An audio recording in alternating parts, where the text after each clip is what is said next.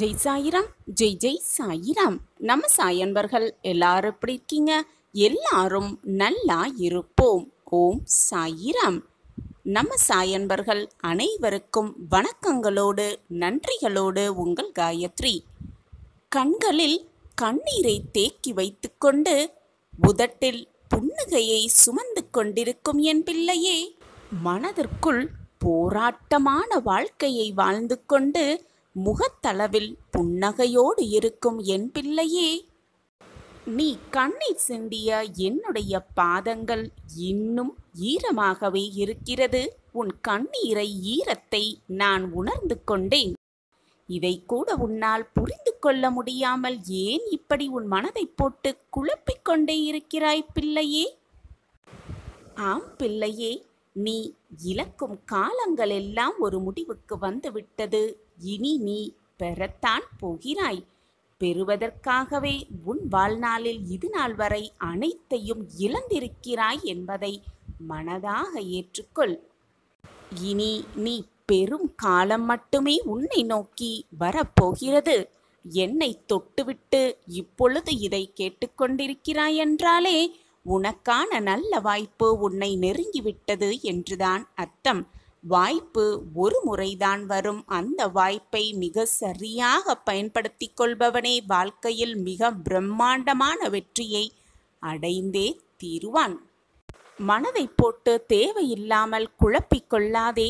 நான் தவறு செய்துவிட்டேன், இனி என் தவறை நான் எப்படி திருத்திக் கொள்வது என்றெல்லாம் உன் மனதை போட்டு தேவையில்லாமல் வருத்தி கொள்ளாதே. மனிதனாக பிறக்கப்பட்டவன் தவறு செய்வது என்பது இயற்கைதான். நீயும் அதைதான் செய்திருக்கிறாய்.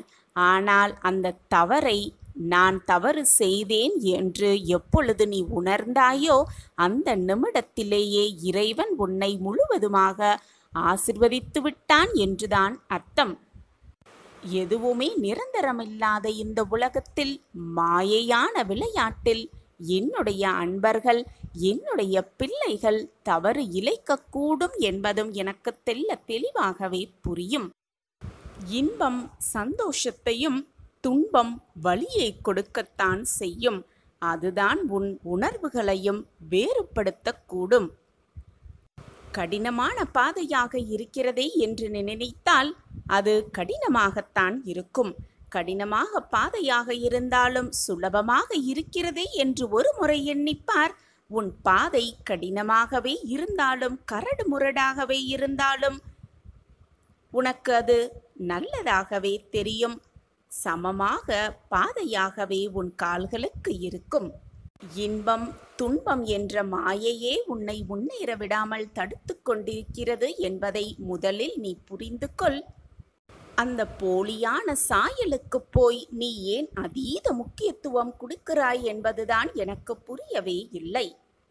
எந்த சூழ்நிலை வந்தாலும், எந்த சூழ்நிலை உன்னை நெருங்கினாலும் இப்படி ஆகிவிட்டதே என்று பயப்படுவதை முதலில் நிறுத்திவிடு. அந்த சூழ்நிலைக்கு என்னை பொறுப்பாளியாக்கிவிடு.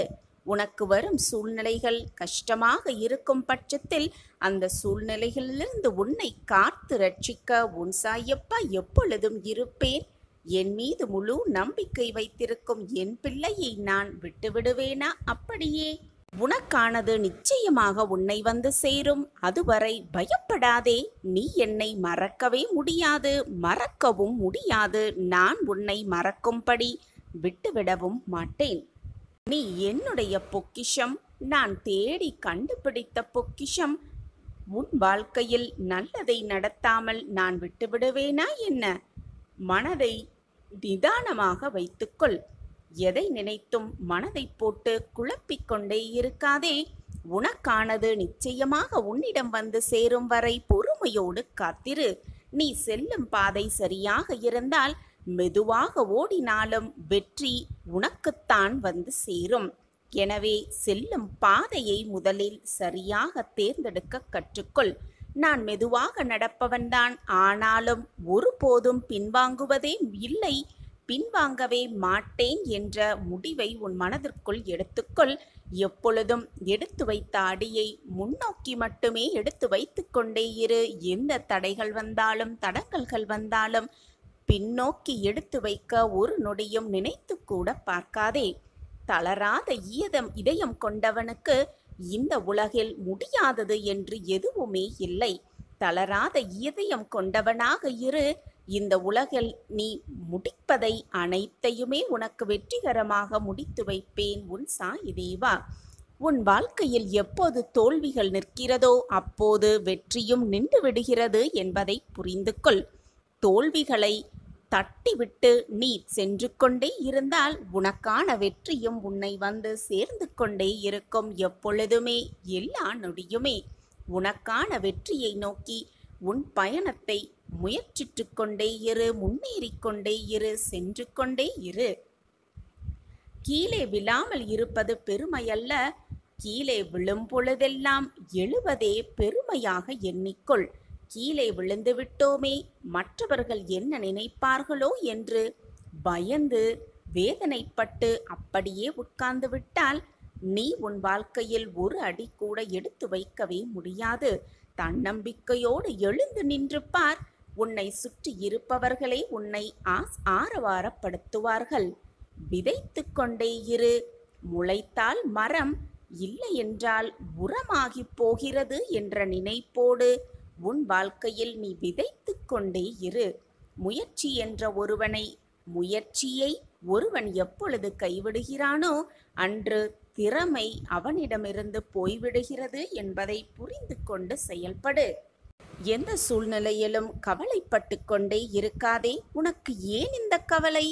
மனதை நிம்மதியாக வைத்துக்கொண்டு உன்னுடைய வேலையை திறம்பட செய்து கொண்டே இரு. உனக்கானதை உன்னிடம் கொண்டு வந்து நான் சேர்ப்பேன். உன்னுடைய முயற்சியை எப்பொழுதும் கைவிட்டு விடாதே. உழைத்து கொண்டே இரு. உழைத்து செயல்பட்டு கொண்டே இரு. உனக்கானது உன்னிடம் வந்து சர்வ நிச்சயமாக சேரும் வரை முயன்று கொண்டே இரு. போராடிக்கொண்டே இரு. வாழ்க்கை உன் வசம்தான். வாழ்க்கையில் தனியாக போராடிக் கொண்டிருக்கிறோமே என்று வருத்தத்தில் உள்ள என் பிள்ளைக்கு, வாழ்க்கையே வெறுத்து விட்டது என்று சொல்லும் என் பிள்ளைக்கு, என் பிள்ளையின் மனதில் என்ன இருக்கிறது என்பதை நான் சொல்லப் போகிறேன். தனியாக அமர்ந்து இதை முழுவதுமாக கேள் என் தங்கமே. ஒரு நாள் ஒரு தந்தை தன்னுடைய மகனை அழைத்து கொண்டு அங்கு தன் மகனிடம், உன்னை வீரனாக்குவதற்காக நான் ஒரு சவால் விடுக்கி உன்னை வீரனாக ஆக்க வேண்டும் என்ற எண்ணத்தில் நான் ஒரு செயலை செய்ய போகிறேன் மகனே. இன்று இரவு முழுவதும் இந்த காட்டுப்பகுதியில் பொழுதை கழிக்க வேண்டும் நீ. அது மட்டும் அல்லாமல் உன்னுடைய கண்களும் கட்டப்பட்டுவிடும். ஆனால் ஒன்று மட்டும் நன்றாக புரிந்து கொள். உன் கண்கள் கட்டியிருந்தாலும் இந்த காட்டில் நீ தனியாக இருட்டில் இருந்தாலும் பயப்படக்கூடாது. வீட்டிற்கு திரும்பி ஓடி வரவும் கூடாது. இதுவே உனக்கான சவால். நான் உனக்கு கொடுத்திருக்கும் சவால். இதை ஏற்றுக்கொண்டு வெற்றியடைவாயா என் மகனே என்று அந்த தந்தை தன் மகனிடம் கேட்டாராம். சிறுவனும் தன் தந்தை எனக்கு எது செய்தாலும் நல்லதற்காக மட்டுமே செய்வார் என்று முழு நம்பிக்கையோடு தன் தந்தை என்ன சொல்கிறாரோ அதன்படி நான் நடந்து கொள்கிறேன் என்று அந்த சவாலை ஏற்றுக்கொள்கிறான். தன் தந்தையிடம் அதை பற்றி சந்தோஷமாகவே சொல்கிறான். தந்தையே, நான் உங்கள் சவாலை ஏற்றுக்கொள்கிறேன். இந்த காட்டில் இரவு முழுவதும் தனியாக இருக்கிறேன். கண்களை கட்டிக்கொண்டு பயப்பட மாட்டேன். நம் வீட்டுக்கு திரும்பவும் ஓடியும் வந்துவிட மாட்டேன் என்று தைரியமாக தன் தந்தையிடம் சொல்கிறான் அந்த மகன். அவருடைய தந்தையும் தன்னுடைய மகனின் கண்களை கட்டி விட்டுவிட்டு தன் வீட்டிற்கு அவர் சென்று விடுகிறார். கொஞ்சம் நேரம் அந்த சிறுவன் அந்த காட்டில் தனியாக நின்றிருந்தான். தன்னுடைய தந்தையின் காலடி சத்தம் வெகு தொலைவில் கேட்க கேட்க அவனுக்கு பயம் வந்துவிட்டது. பயம் மட்டும் சூழ்ந்து வந்துவிட்டது அவனை நோக்கி. காட்டில் பலவிதமான மிருகங்களின் சத்தத்தை கேட்டு மேலும் பயந்தான் அந்த சிறுவன். காட்டு விலங்குகளிடம் மாட்டிக்கொண்டு விடுவோமோ என்ற அச்சம் அவன் மனதை வந்து தொற்றிக் கொண்டது. கண்களை திறந்து பார்த்து விடலாமா? மிருகம் ஏதாவது வருகிறதா, அதிலிருந்து தப்பித்து கொள்ளலாமா என்று எண்ணம் அவன் மனதுக்குள் ஓடிக்கொண்டே இருந்தது பலவிதமாக. அவன் நினைத்து கொண்டிருக்கும் அந்த நேரம் காற்றும் பலமாக வீசத் தொடங்கியது. மழையும் பெய்யத் தொடங்கியது அதிகமாக. மழையில் நனைந்தான் அந்த சிறுவன். குளிரை தாங்கிக் கொள்ள முடியாமல் மிகவும் சோதனைக்கு ஆளாக்கப்பட்டான் அந்த சின்ன சிறிய சிறுவன். கொஞ்சம் கொஞ்சமாக அவனுக்கு மேலும் பயம் வந்துவிட்டது. என்னால் தாங்கவே முடியவில்லை. என் தந்தை இப்படி தனியாக என்னை விட்டுவிட்டு போய்விட்டாரே. என்னை காப்பாற்ற யாராவது இங்கே இருக்கிறீர்களா? என்னை காப்பாற்ற வாருங்களேன் என்று அழுது கொண்டே கூவி கூவி அழைக்கத் துவங்கினான் அந்த சிறுவன். அழுது அழுது அவனுடைய பலமெல்லாம் குன்றிவிட்டது. சிறிது நேரத்தில் அவன் மனதிற்குள் ஒரு வெளிச்சம் வந்தது. ஒரு பிரகாசம் தோன்றியது. என்னதான் ஆகிவிடும்?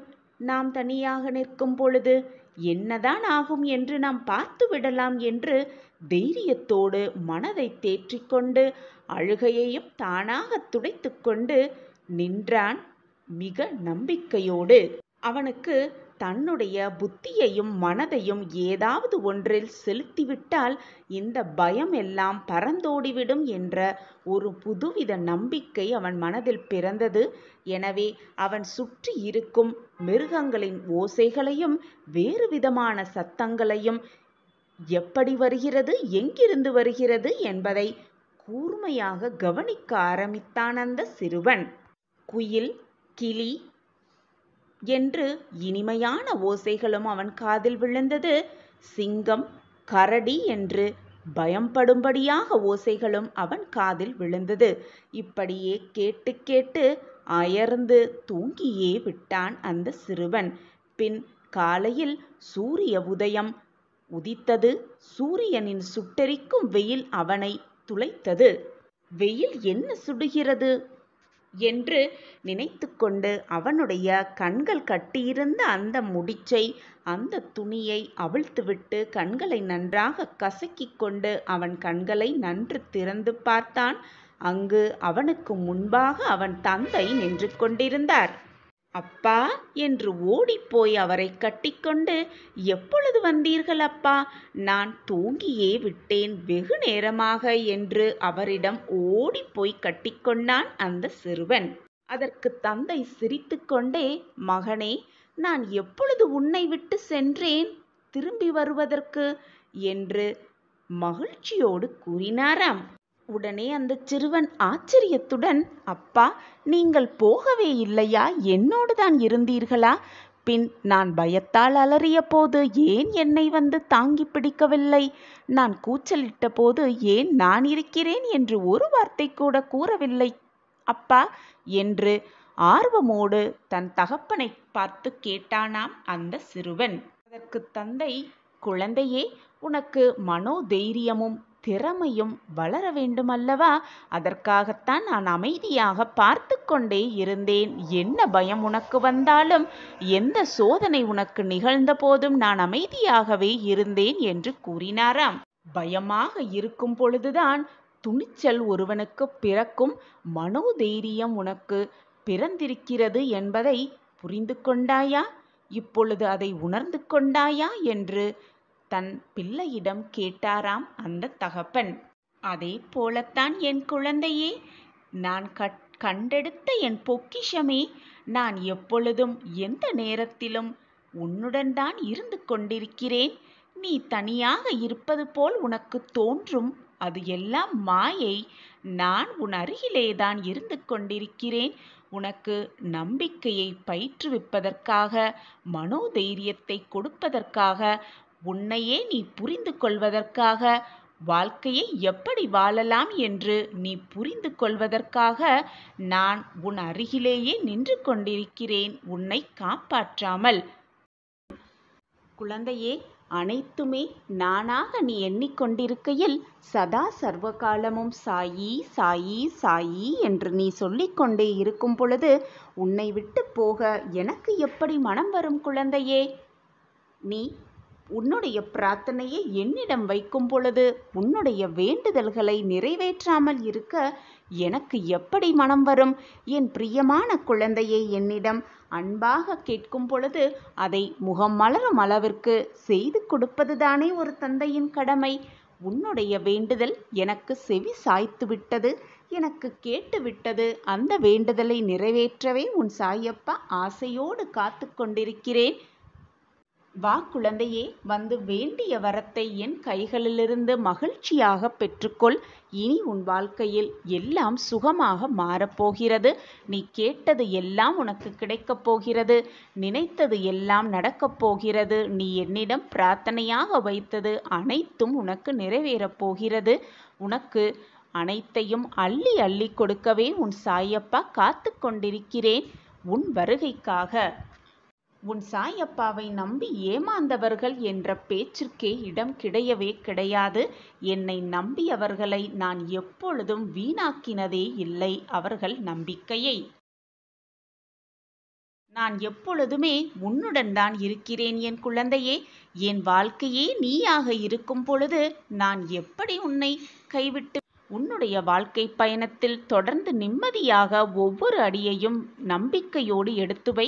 உனக்கு துணையாக எப்பொழுதுமே உன் அப்பா உன் அருகிலேயே இருப்பேன். நீ தவறான பாதையில் சென்றால் உன்னை தாங்கி பிடிக்கும் அனைத்துமாக உன் அப்பா உன் அருகிலேயே இருக்கும் பொழுது வீணாக எதற்குமே பயப்படாதே, கலங்காதே, கண்ணீரை வீணடிக்காதே. உன் கடினமான காத்திருப்புக்கும் பொறுமைக்கும் நீ விரும்பிய பரிசை மகிழ்ச்சியாக வந்து உன் சாயப்பாவிடம் வந்து வேண்டிய வரத்தை அள்ளி அள்ளி பெற்றுக்கொள்.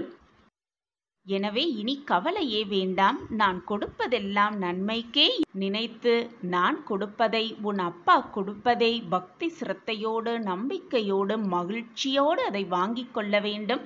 இதுதான் உன் சாயப்பாவின் ஆசையும் கூட. கலங்காதே என் கண்மணியே, உன் அப்பா நான் இருக்கிறேன். இதுவரை உன் வாழ்க்கையில் நிகழ்ந்த சோதனையெல்லாம் உன்னை விட்டு விலகி மகிழ்ச்சி, சந்தோஷம், ஆனந்தம் எல்லாம் ஒன்று கூடும் நேரம் எல்லாம் கனிந்து இருக்கிறது. இந்த நேரத்தில் வீணாக உன் மனதை போட்டு குழப்பிக் கொள்ளாதே. ஜெய் சாயிராம், ஜெய் ஜெய் சாயிராம். நம்ம சாய் அன்பர்கள் எல்லாரும் எப்படி இருக்கீங்க? எல்லாரும் நல்லா இருப்போம். ஓம் சாயிராம். என் அன்பு பிள்ளையே, வாழ்க்கையில் நம்பிக்கை என்பது மிகவும் முக்கிய பங்கு வகிக்கிறது.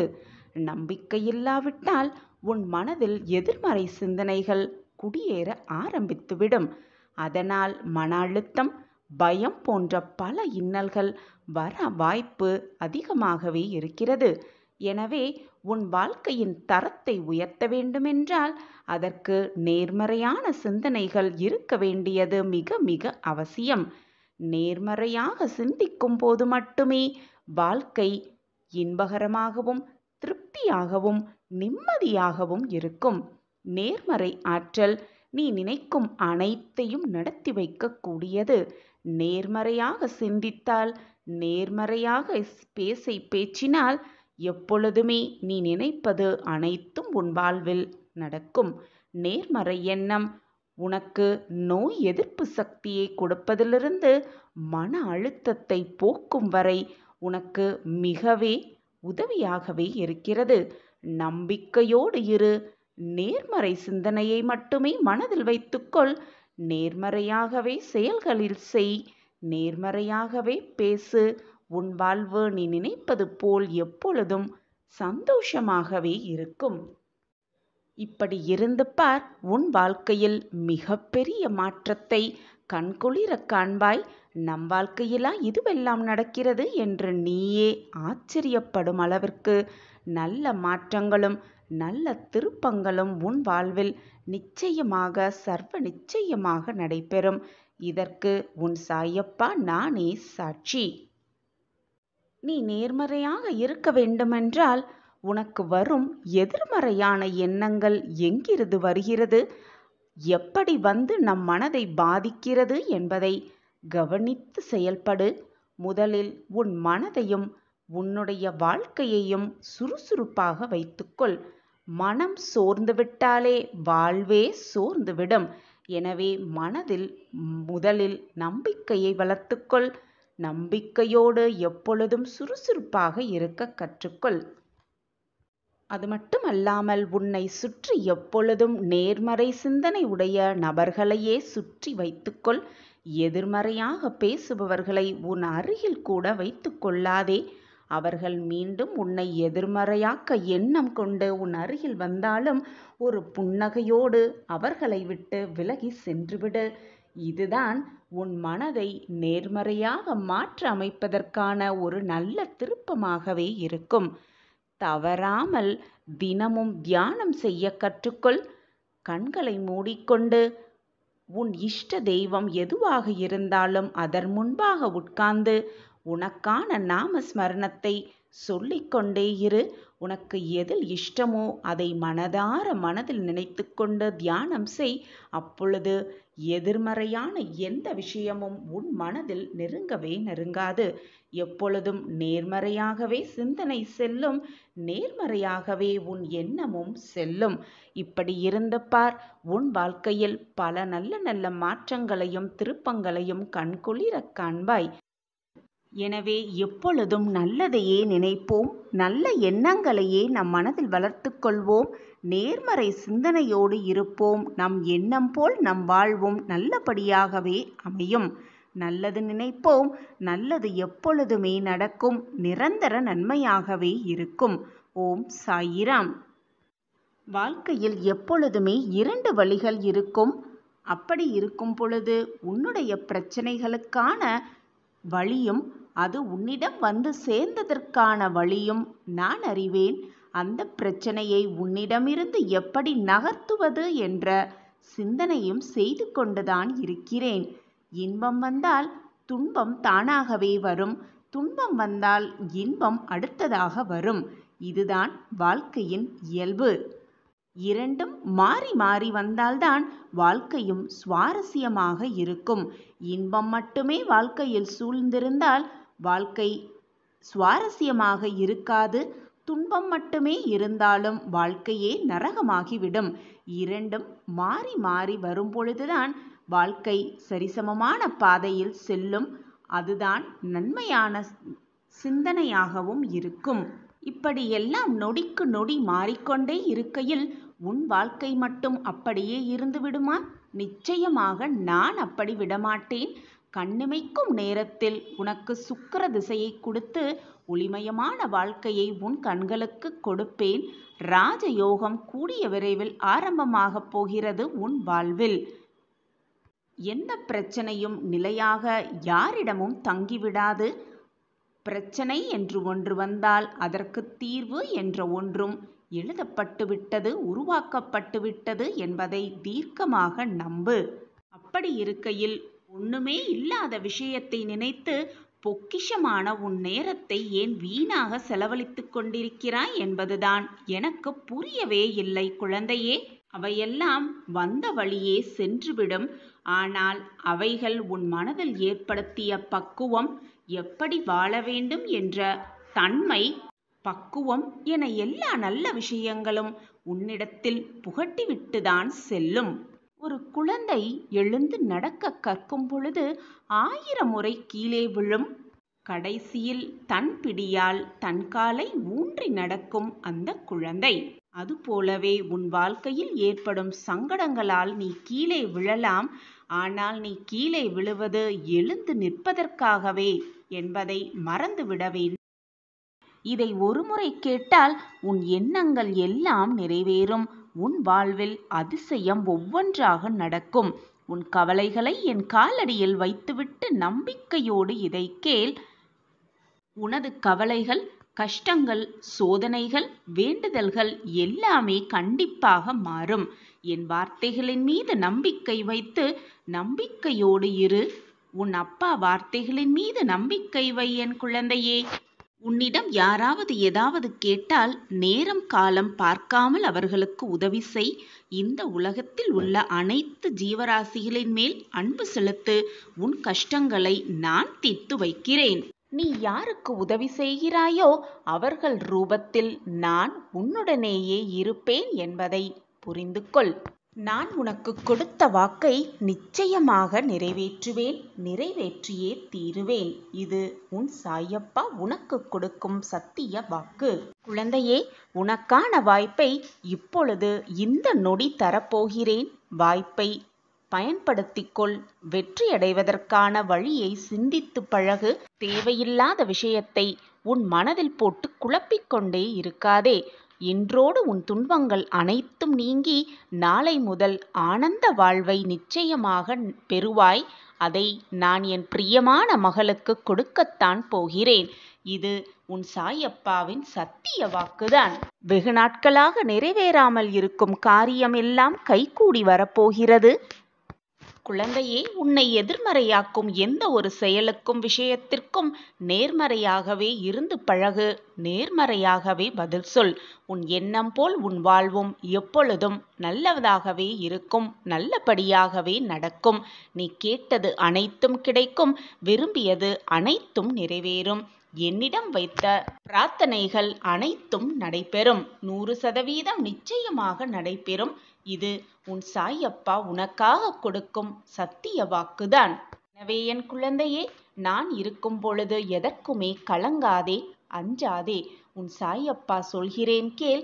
உன் வாழ்க்கையில் பல மாற்றங்கள் நிகழப்போகிறது. பல அற்புதங்கள் நடக்கத்தான் போகிறது. அதை நடத்தி வைக்க உன் அப்பா இருக்கையில் வீணாக உன் மனதை போட்டு பல விஷயத்தில் குழப்பிக் கொள்ளாதே.